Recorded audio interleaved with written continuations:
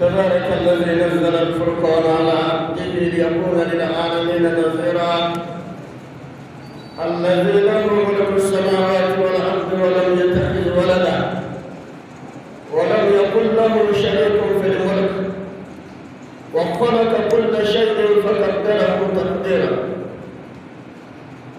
هو الذي ارسل رسوله بالهدى ودين الحق ليظهره على الدين كله واشهد ان لا اله الا الله وحده لا شريك له واشهد ان محمدا عبده ورسوله صلى الله عليه وسلم وعلى اله وصحابته واصحابته والتابعين لهم بالاحسان الى يوم الدين سبحانك لا علم لنا الا ما علمتنا انك انت العليم الحكيم رب اشرح لي صدري ويسر لي امري واحلل عقدة من لساني يفقهوا قولي. Comme exacte la bénédiction de celui qui a fait descendre le livre de discernement sur son serviteur Mohammed, paix et salut d'Allah sur lui, afin qu'il soit l'avertisseur à l'univers. Allah a lui appartient la royauté des cieux et de la terre. Il ne s'est point attribué d'enfant, il n'a pas d'associé à sa royauté. Et il a créé toutes choses en lui donnant sa juste proportion. Il est plein de grâce et de miséricorde. Et en voyant son messager Mohammed avec la guidée, une religion de vérité pour la placer au-dessus de toute autre religion. Nous attestons qu'il n'y a point de divinité qu'Allah, mais le Seigneur n'a pas d'associé. Et Mohammed est son serviteur, son messager, que la paix et salut d'Allah sont sur lui, sur sa famille et ses compagnons.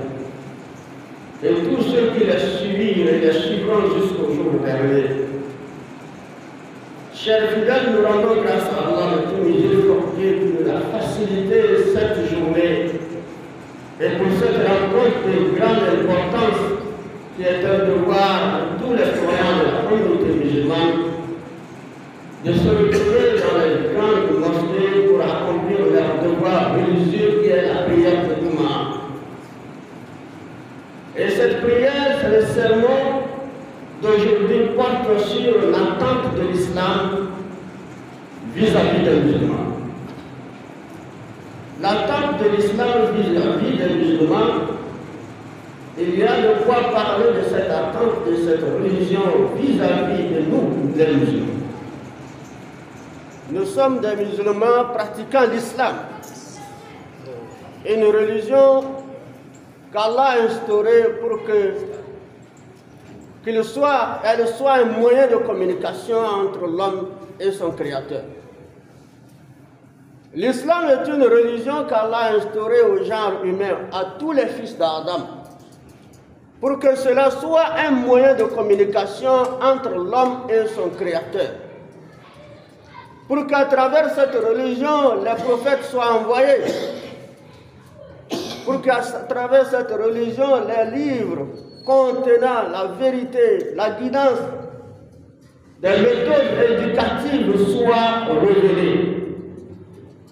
Pour qu'à travers ces prophètes, ces textes sacrés qu'Allah a révélés aux prophètes, comme moyen de communication et d'information et d'éducation au comportement du musulman, comportement spirituel, matériel, soit également pour le musulman quelque chose qui saisit comme une information qui saisit le sens de cette religion, qu'il informe également son vrai rôle sur la terre. Le vrai rôle de l'être humain sur la terre, c'est le devoir vis-à-vis de son Créateur et c'est le devoir vis-à-vis de ses semblables des humains. Et son rôle, c'est le devoir vis-à-vis des autres créatures. Pour qu'à travers ces moyens de communication, l'homme soit informé de ce qu'il entraîne à la réussite, des conditions qui l'entraînent à la réussite, tout comme des conditions qui l'entraînent à l'échec. Pour que l'homme soit informé de l'existence d'un autre monde, plus vaste et plus supérieur, le monde dans lequel la justice divine serait dite dans toute sa dimension, où l'homme serait récompensé pour le bien ou le mal qu'il aurait fait sur la terre. Alors si nous comprenons donc cette religion qui est l'islam, on dit l'islam c'est la religion. Et tous les êtres humains qui composent cette religion, on les appelle les musulmans. L'islam, les musulmans de la communauté musulmane. Et ces musulmans, l'islam a des attentes vis-à-vis d'eux.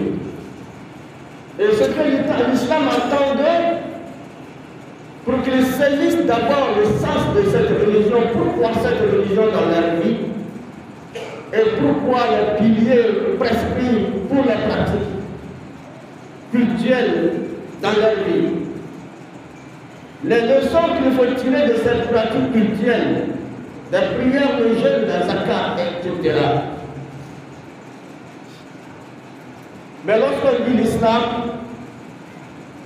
il y a les musulmans, de par leur savoir, de par leur volonté, de leur foi et de la compréhension du sens de cette religion et du sens des piliers qu'ils pratiquent. Ce sont des musulmans qui représentent valablement l'islam. Ces musulmans représentent valablement l'islam.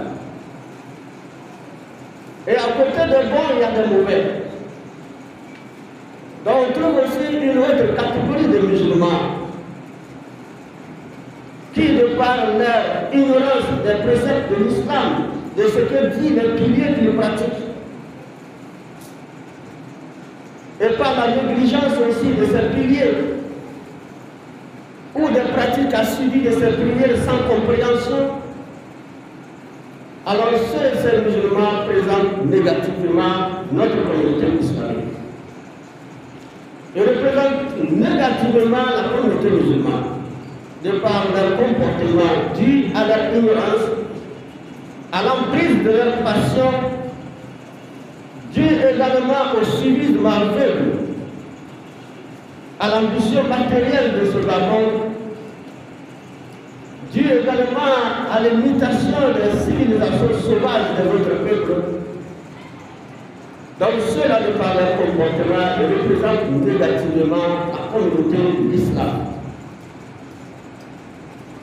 Voilà pourquoi il est de grande importance que tous les musulmans reviennent dans leur conscience pour comprendre que l'islam n'est pas une religion qui nous a instauré, ou nous a prescrit les piliers dont les pratiques seront des pratiques sèches, mais des pratiques pleines de fondements et pleines de méthodes éducatives, de comportement spirituel, matériel, juridique, etc.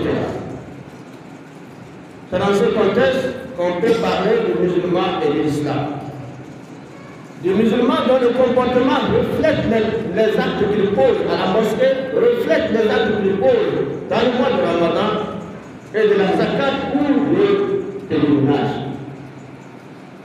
Celui des musulmans qui représente valablement et positivement l'islam. Et qu'on peut dire qu'il a l'image de l'islam. Et ceci, il faut aller plus loin. Et aller plus loin veut dire chercher à comprendre le sens de la prière que nous pratiquons.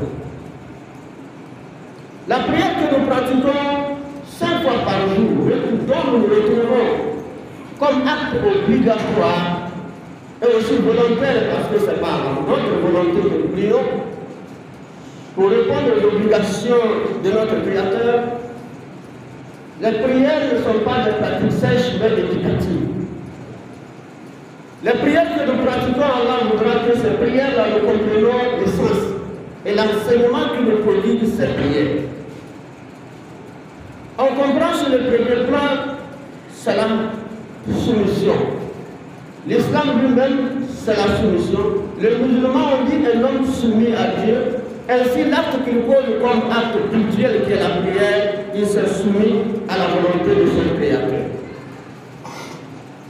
Et cette soumission l'enseigne que lorsqu'on a une volonté, une capacité de comprendre qu'on a un Créateur qui nous exige et que nous nous soumettons, nous devons comprendre que dans la vie, que ce soit dans la famille, dans la société, dans nos activités quotidiennes, il y a ce qu'on appelle soumission.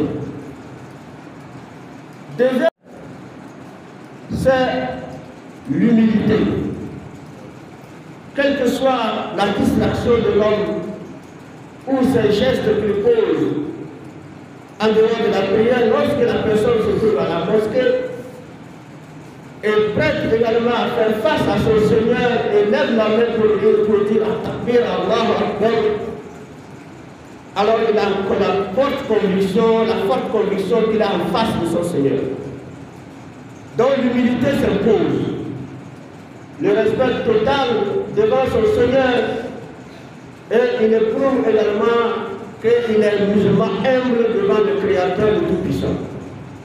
Quel que soit le rang de la personne descend au plus bas rang devant le Créateur le plus haut, en récitant les paroles révélées par ce Créateur, qui est une communication entre lui et son Créateur. Et ceci l'enseigne qu'étant donné qu'on est capable d'être humble devant le Créateur qui nous a créés, et ce Créateur aussi a des recommandations, ce Créateur a des exigences, ce Créateur a des ordres qui nous donne, de la manière concrète comment vivre la famille. Nous ne sommes pas tombés du ciel, nous avons de qui sont les gens qu'Allah a choisis comme ses intermédiaires pour que nous passions par eux pour venir sur la terre, on les appelle parents. Et Allah dit Wa'budullaha wa la tushriku bihi shay'an wa bil walidayni ihsanan wa bizil qurba. Alors adorez votre Seigneur comme vous avez prouvé votre humilité. Alors soyez également humble devant vos pères et vos mères et les proches parents. Il faut prouver également à ces chefs hiérarchiques, que ce soit dans nos entreprises, dans nos services, dans différentes actions que nous posons, il faut comprendre que dans la vie, Allah a mis certaines choses au-dessus des autres en ce qui concerne les rangs. C'est Allah qui élève, c'est Allah qui rabaisse. Et cette humilité, nous devons le reconnaître. Et par maintenant prouver que nous sommes humbles, nous sommes éduqués par l'islam. Par la prière, nous avons eu cette éducation. Donc il n'y a pas d'impolitesse en musulman qui a compris le sens de la prière. Il n'y a pas d'orgueil en lui. Il n'y a pas de volte-face en lui. C'est une personne obéissante, une personne humble, une personne soumise aux lois. Dans la famille, il y a la loi qui respecte. Dans son entreprise, dans sa société, dans ses activités, il y a la loi dans son association. Il y a la loi qu'il doit respecter comme il respecte la loi et les exigences de son Créateur. Et dans le pays, il y a la loi qu'il doit respecter en tant que citoyen. Et la prière nous enseigne aussi la fraternité et nous enseigne la réconciliation. La fraternité veut dire que nous avons parlé de famille. Nous quittons des familles, différentes ethnies, différentes races, pour nous retrouver ensemble sur les rangs de prière. Une fraternité universelle qui n'a pas de limite. Donc lorsqu'on est dans la prière face au Seigneur rassemblés, nous sommes différents de par notre appartenance ethnique, raciale et familiale. Mais devant Dieu, nous sommes des frères, des fils d'Adam et des fils de Hawa, Ève. Et dans la vie humaine, Allah nous appelle à vivre ensemble. La tolérance, la compréhension et le pardon. La cohésion sociale. L'amitié et la fraternité. Ce sont les exigences de l'islam. Et dans cette exigence aussi, et dans cette compréhension, dans cette pratique, le cœur parfois se lâche. Le cœur de l'homme peut retenir, servir, pratiquer, mais à un moment donné, lâcher. Parce que c'est la nature de l'homme. D'être parfait, à un moment donné, de commettre des erreurs, nul n'est parfait. Mais le croyant améliore sa perfection et cherche à changer par ce qu'on appelle la tolérance. Le cœur se lâche et les mots se changent et les colères montent. Alors cela peut exister entre l'homme et son frère, consanguin ou humanitaire, ou son frère de l'humanité. Cela peut arriver lorsqu'il arrive, ça peut arriver entre l'homme et son ami. Ça peut arriver entre l'homme et son épouse et son épouse. Et lorsque cela arrive, que le cœur a lâché, ne supportant pas les provocations, alors c'est un moment difficile, la relation devient difficile. Et la prière voudra que l'acte que nous allons poser ensemble dans les rangs à la mosquée soit un moyen qui nous réconcilie. Qu'il n'y a pas de conflit éternel ou continuel. Il n'y a pas de dégradation de fraternité continuelle ou de rupture d'amitié continuelle. Qu'il y ait un moyen qui nous réconcilie. Et là, quand on se retrouve à la mosquée, voilà, lui là en face, avec qui j'ai la animosité, avec qui il y a conflit, face à face et côte à côte. Alors, les musulmans doivent comprendre qu'Allah a exigé cette position, a exigé cette pratique pour que nous nous réconcilions. Et lorsque nous quittons la réconciliation, la prière nous recommande, nous indique la ponctualité. Il y a des heures fixées, de l'aube, de l'après-midi, du soir, etc. Les heures sont fixes. Et lorsque le musulman sincère, honnête et véritable croyant, craintif de Dieu, lorsque l'heure ne dépasse, ne supporte pas. Donc la précipitation pour être à l'heure doit être l'image des musulmans. Et lorsqu'il est dans cette situation, il a compris qu'il y a des heures qu'il faut respecter. Donc ce qui veut dire que dans chaque situation, il faut qu'il respecte ses engagements. Il a pris engagement vis-à-vis d'Allah de poser des actes dont les heures sont fixées. Et il respecte les heures, il doit respecter les engagements qu'il prend vis-à-vis des humains. C'est ce que cette ponctualité le dit. Et il ne doit pas aussi être en retard lorsqu'il est invité à être en groupe avec des personnes à une heure fixée. Cette prière nous indique la ponctualité.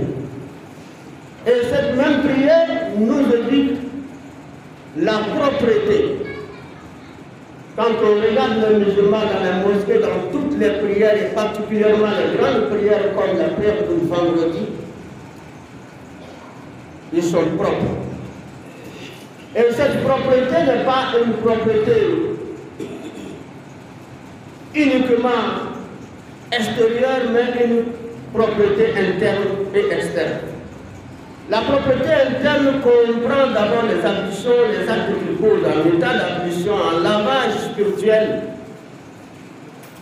en lavage purificateur, et aussi la purification interne comprend la purification de son esprit, de son cœur, le balayage de toute haine, de toute envie, de toute jalousie de son cœur. La croyance à l'unique Dieu dont il va pour adorer. C'est ça la purification interne. Et la purification externe est l'amélioration de son apparence, de par le lavage corporel, de par l'habillement propre et par le parfum qui se parfume. Voilà pourquoi l'islam proscrit la saleté. Allah est pur et il veut que tout ce que nous allons entreprendre dans le cadre divin, dans le cadre spirituel, soit pur et propre. Et lorsque nous comprenons qu'adorer Allah, il faut être propre, que ses aliments soient propres, c'est tout ce que l'on veut, l'esprit propre, le cœur propre, nous devons comprendre que tout acte que nous devons poser, que ce soit dans nos domiciles, dans nos chambres, dans nos actes alimentaires, dans nos consommations alimentaires, doit être propre. C'est ce que nous éduque la prière pour la plupart des musulmans qui comprennent le sens et les leçons que cette prière nous dit. Il y a la zakat qui intervient comme pratique, les moyens d'investissement. Allah a choisi certaines personnes, il a enrichi qui il veut sans compter. Il ne demande pas permission à quiconque avant d'enrichir l'autre. Il prend sa décision, il enrichit qui il veut. Et qu'il veut ne veut pas dire qu'il aime la personne puisque ce qu'il a privé. Il a choisi également cette méthode qui est l'enrichissement et l'appauvrissement comme un moyen de preuve, comme un moyen aussi de se rappeler de ses bienfaits. Si tout le monde était riche, le monde serait pourri. Et si tout le monde était pauvre, le monde serait dangereux. Mais il a mis de l'équilibre, il voudrait qu'il y ait de l'équilibre. S'il y a les riches, il faudra que les pauvres aussi se sentent bien. Et dans cette manière de se sentir bien, il faut une exigence divine à l'égard des musulmans qui ont les moyens de sortir leurs moyens de leur poche et d'investir, garder les pauvres, de ne pas les garder, d'éviter l'égoïsme, de les partager. C'est ce qu'on appelle la zakat. Donc, pour comprendre la zakat, d'abord, c'est une exigence, c'est un ordre qu'on obéit, et aussi un ordre qui a un rapport avec la compassion qui est dans le cœur de l'homme. J'ai les moyens, je vis bien, j'arrive à me soigner, j'arrive à me déplacer, mais lui n'en a pas. Ça fait pitié, non? Donc cette compassion doit l'animer. Et lorsque cette compassion l'anime, donc il doit poser cet acte-là d'entraide. Il doit aller vers son frère, il doit tendre la main à son frère, il doit accepter la demande de son frère pour lui venir en aide par la zakat. Et lorsqu'il pose cet acte-là, il est vu au jeu d'Allah, le Créateur, comme une créature obéissante et généreuse. Et tous les gens vivant dans son entourage le voient et le considèrent comme une personne généreuse. Et troisième situation, c'est le jeûne. La privation de manger, de boire, qui est une éducation. Qu'est-ce que le jeûne nous éduque? Le jeûne nous éduque également à l'abstinence. Il y a beaucoup d'actes qu'on nous interdit, qui interdit compte tenu du fait que l'accomplissement de l'acte est abominable et dont les conséquences sont néfastes pour les individus et aussi néfastes pour la collectivité. Donc il est interdit de faire ceci, il est haram de faire ceci, juste pour sauver la peau de la personne, sauver la peau de son entourage. Allah dit arrêtez ça, vous n'arrêtez pas, les conséquences sont graves. Et dans cette situation, il y a les personnes qui le vivent, qui les pratiquent les interdits. Mais lorsque le mois de Ramadan apparaît, alors il comprend qu'il faut s'abstenir de manger, ce qui est d'ailleurs difficile. Vous voyez, un chef peut dire à son employé de ne pas commettre ceci. Ne fais pas ça. Si tu fais ça désormais, tu l'as fait à moi. Et demain, il répète. Ou carrément, il s'abstient. Carrément, il s'abstient parce qu'il trouve que c'est facile de s'abstenir pour conserver son boulot, pour conserver son gagne-pain, sans lequel ça serait coupé ou il va perdre son boulot. Alors il a la capacité de s'abstenir et il s'abstient. Mais lorsque ce chef me dit abstiens-toi de manger et de boire, toute la journée, ce serait difficile qu'il obéisse pendant un mois. Ce serait difficile que j'obéisse à mon chef. Pour quelle raison? Il faut que le chef me donne des explications. S'il ne me donne pas des explications et que je vois également l'exigence ou la recommandation ou bien l'ordre est bénéfique pour moi, pour ma santé et pour mon physique, alors je préfère partir de son travail que de travailler dans la faim et dans la soif. Alors ce serviteur n'acceptera pas Mais lorsqu'il est en face de son Seigneur, connaissant la grandeur de son Seigneur, la puissance de son Seigneur, connaissant la conséquence de son refus ou de sa rébellion, il se soumet. À la fin du mois, quand le Ramadan apparaît, il n'a pas besoin qu'un crieur crie pour le dire abstiens-toi de manger et de boire. Juste une petite information, la lune de Ramadan est apparue et il s'abstient de manger et de boire. Mais pourtant, ce qui est difficile dans le quotidien. Mais dans le cadre spirituel, il trouve facile d'accepter cette exigence et de vivre cette fin ce soir pendant un mois, des jours. Et qu'est-ce que ce jeûne nous enseigne? C'est l'abstinence. Tant que j'ai accepté de m'abstenir, de faire, de boire et de manger ce qui est même difficile, alors ce qui voudra dire qu'il y a un certain nombre de situations, lorsqu'on me dit de m'abstenir, ça ne serait pas difficile. Je suis capable de m'abstenir. Ce que je ne me sentirai pas capable, c'est lorsque je devais m'abstenir dans un autre mois qui n'est pas l'ordre d'Allah pour faire un mois de jeûne. Mais en ce qui concerne le problème comportemental, les actes que nous posons, je peux m'abstenir, puisque ça c'est plus difficile que lorsque je serai dans la faim et dans la soif.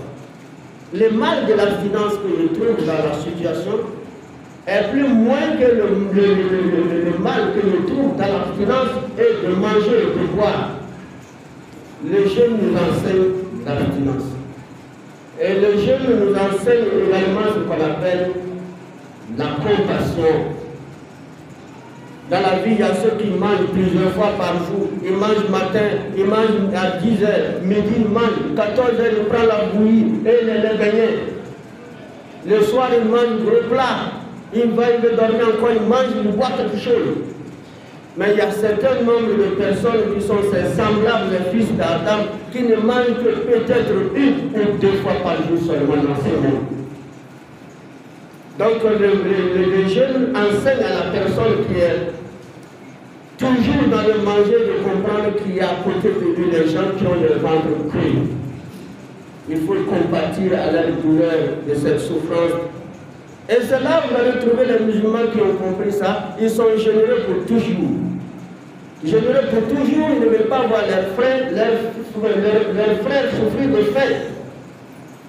À chaque fois qu'il constate une personne affamée, il essaie de tout son possible pour venir à son aide. C'est les musulmans qui ont compris la leçon du jeûne. L'entraide s'ensuit partout et vous voyez dans le mois de Ramadan, les gens comprennent vraiment le danger de la soif et de la faim. Les gens investissent beaucoup pour acheter des riz, des huiles, etc. pour distribuer aux pauvres comme si l'argent là, ce n'est pas l'argent qu'il a travaillé pour gagner. Parce que c'est la compassion maintenant qui est en jeu.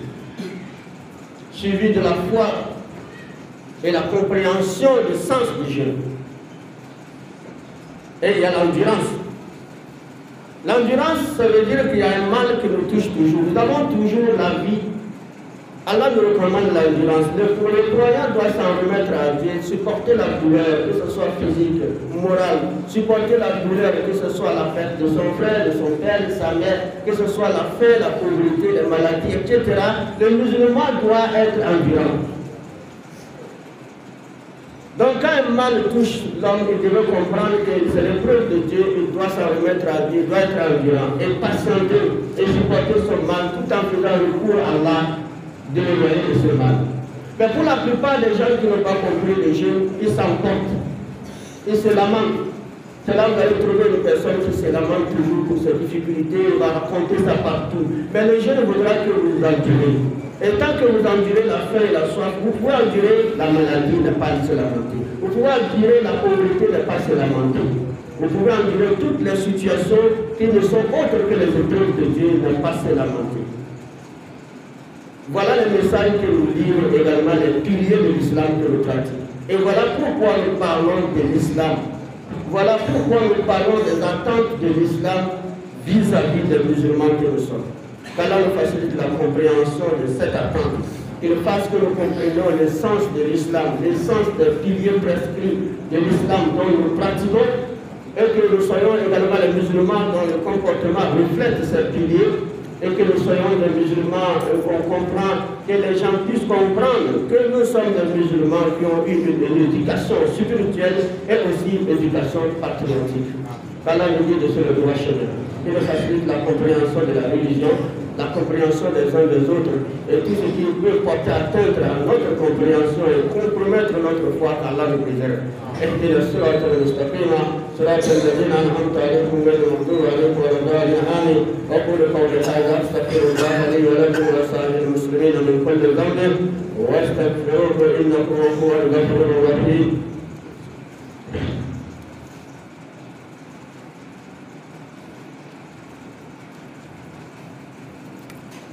الحمد لله وكفى والصلاة والسلام على من لا نبي بعده.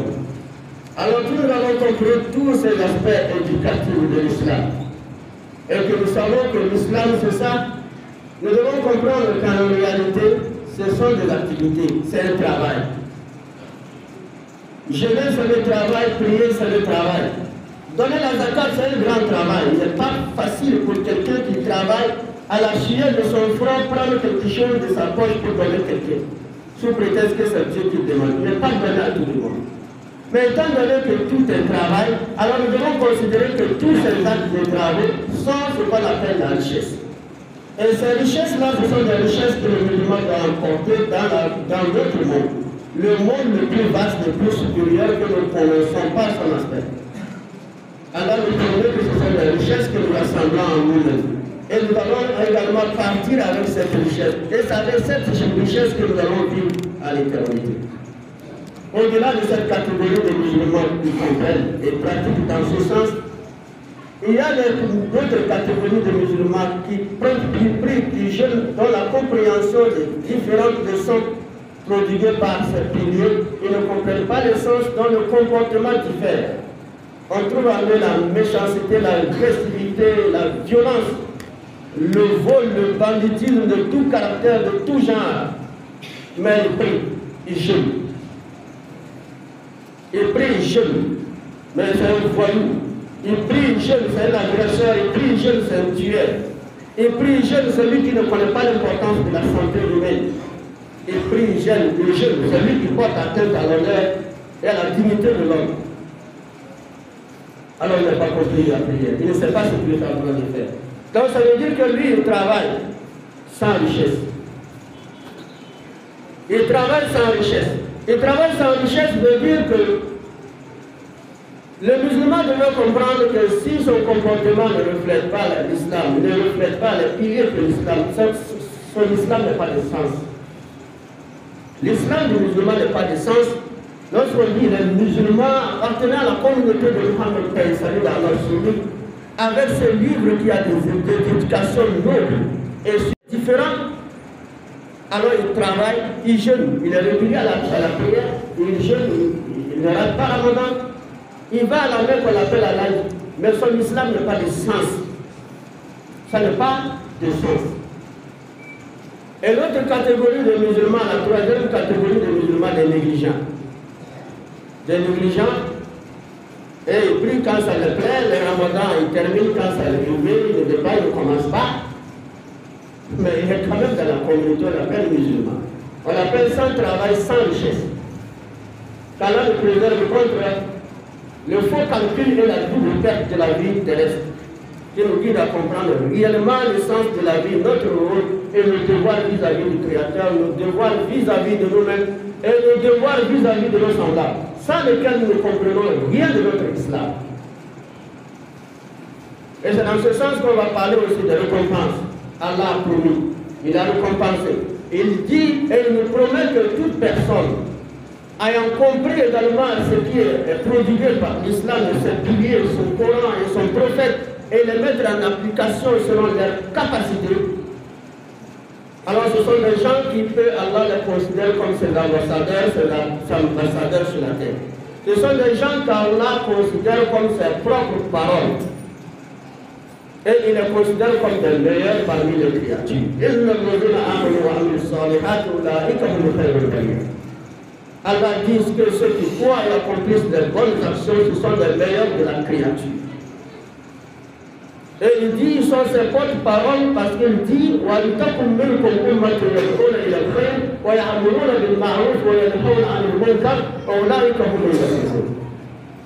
la promesse qu'Allah leur donne est qu'ils seront ses ambassadeurs, ils seront ses porte-paroles. Et ces porte-paroles veut dire que seront des gens qui appellent au bien. Ils proposeront des actes de bien, ils appelleront les gens dans le bien, ils interdiront le blâmable et ordonnera le convenable. Et Allah dit, ce sont ceux-là qui réussiront. Ce sont eux qui vont réussir leur vie dans ce bas monde et leur vie dans l'au-delà. وعد الله الذين آمنوا منكم وعملوا الصالحات ليستخلفنهم في الأرض كما استخلف الذين من قبلهم وليمكنن لهم دين لهم الذي تبع لهم ويبدلنهم من بعد خوفهم أمنا يعبدونني لا تشركون لهم به شيئا. Allah dit cela, Allah leur a promis. Allah a promis ceux d'entre vous qui croient et qui accomplissent de bonnes actions. Dans tous les domaines, ils sont prêts. Quand on a un problème de santé, ils sont prêts à nous aider. Même s'ils n'ont pas les moyens, ils sont prêts à compatir à notre douleur par leurs paroles, par leur accompagnement. Ils sont prêts à mettre en œuvre pour l'éducation. Ils sont prêts dans tous les domaines à apporter leur soutien. Alors cela, Allah leur promet quoi? L'héritage sur la terre, la succession de la terre, comme il a accordé à ceux qui nous ont précédés. Allah a donné la succession de la terre au prophète Mohammed, à ses compagnons, aux générations croyantes et pieuses qui ont su. Et si les musulmans existent encore de nos jours dans notre temps et qui continuent, qui vont entretenir également ces comportements, Allah leur accordera la succession sur la terre, sans lesquels ils seront toujours dans la bassesse, dans le mépris et dans les blâmes de par leur comportement. On dit le faux musulman, c'est l'imbécile, le musulman, ta prière là, et il marche, il est content. On a dit, faux musulman, mais il est content. Parce que celui qui ne prie pas, qui n'est pas musulman, il sait que l'acte que tu poses n'est pas l'islam. Tu as dévié. Donc tu es dans la catégorie des personnes blâmées. Et c'est ainsi qu'Allah a dit, il nous accordera la victoire, c'est-à-dire il donnera la suprématie à votre religion qu'il a agréée pour vous. Il donnera la suprématie à l'islam, dont vous-même vous avez pratiqué. Il fera de l'islam une religion brillante, une religion lumineuse sur la terre. Parce qu'Allah dit la terre, il a créé avec nous, il a créé, il a parfait, il a entretenu avant de nous faire habiter cette terre. Et il nous interdit de commettre des actes de corruption et de désordre sur la terre. Voilà tout ce que nous fait de mal de l'islam. Ne commettez pas de désordre et de corruption sur la terre, quand moi j'avais déjà purifié la terre avant de vous faire venir. Et c'est ainsi qu'il vous enlèvera, il vous changera de votre ancien père et en sécurité. Aujourd'hui, le monde, une partie du monde vit, les populations vivent dans la terre. Dans tous les pays, les populations vivent dans la terre. Et c'est là que nous sommes concernés. Nous sommes aussi dans la terre, dans la région de Sahel particulièrement. Vous voyez ce qui se passe à Peñal, les attaques. Personne ne peut nous dire qu'il vit en ville ou en capitale et qu'il n'a pas peur. Au Burkina, au Mali et les autres pays, c'est des agressions. Des agressivités dues à quoi? Dues au manque ou à l'absence de l'éducation compatriote et l'éducation spirituelle de l'homme. Et l'homme devient agressif, il devient comme un animal sauvage, ne voulant pas voir son ami ou son frère marcher bien portant, mais il va couler son sang. Pourquoi? Pour les gains faciles. Et cela aussi a un rapport avec nos complices qui n'ont pas eu cette éducation patriotique, qui n'ont pas cette éducation morale et spirituelle, et livrent tout. Ils sont des complices, et maintenant avec tous les efforts des forces de sécurité, de défense, on trouve encore ces gens trouvés de failles pour s'introduire dans nos villages, dans nos sociétés, pour tuer les gens. Qu'Allah nous préserve contre eux.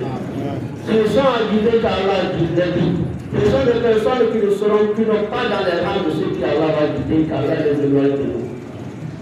Qu'Allah les anéantisse, qu'Allah les fait pas diplomatie. Et nous, tous les citoyens, devons comprendre qu'être patriotique, un citoyen authentique, connaissant le bien pour son pays, et aussi le mal qui peut affliger son pays, dont les conséquences ne portera pas un coup dur sur toi, mais aussi les autres, les innocents. Et chacun doit faire face à la réalité et contribuer pour la lutte contre tous ces phénomènes négatifs. Nous prions Dieu le Tout-Puissant et tout miséricordieux, nos gouverneurs, le chef de l'État de ce pays, le gouvernement, les forces de sécurité, les forces de défense, qui, avec tous les efforts pour également défendre les populations dans tous les coins du pays, qu'Allah les garde en paix, en bonne santé, leur donne plus de courage et plus de moyens et plus de force à pouvoir repousser le mal. Et que nous, les citoyens, qui sont des gens qui ne seront pas épargnés lorsque le mal se répand, nous devons beaucoup prier, faire recours à Dieu et contribuer, être vigilants et regarder partout s'il y a des suspects. Nous ne devons pas garder ça. Nous devons contribuer par nous aussi, de les moyens que nous disposons pour pouvoir aider à faire face à ces situations, sans lesquelles ça peut nous atteindre dans nos demeures, dans nos chambres à coucher, par là le président. Par la guide de l'humanité sur le droit chemin. À la facilite pour nous facilite la compréhension de notre religion. À la face que nos comportements reflètent les enseignements de l'islam. À la guide de l'humanité tout entière nous préserve contre tout mal, des maladies, des guerres, des affrontements, de l'insécurité. ربنا اتنا في الدنيا حسنه وفي الاخره حسنه وقنا عذاب النار. اللهم لا سهل الا ما جعلته سهلا وانت تجعل الحزن اذا شئت سهلا. اللهم احسن عاقبتنا في الامور كلها واجرنا من خزي الدنيا وعذاب الاخره. توفنا مسلما والحقنا بالصالحين. اللهم يا مقلب القلوب ثبت قلوبنا على دينك. سبحان ربك رب العزه عما يصفون والسلام على المرسلين والحمد لله رب العالمين.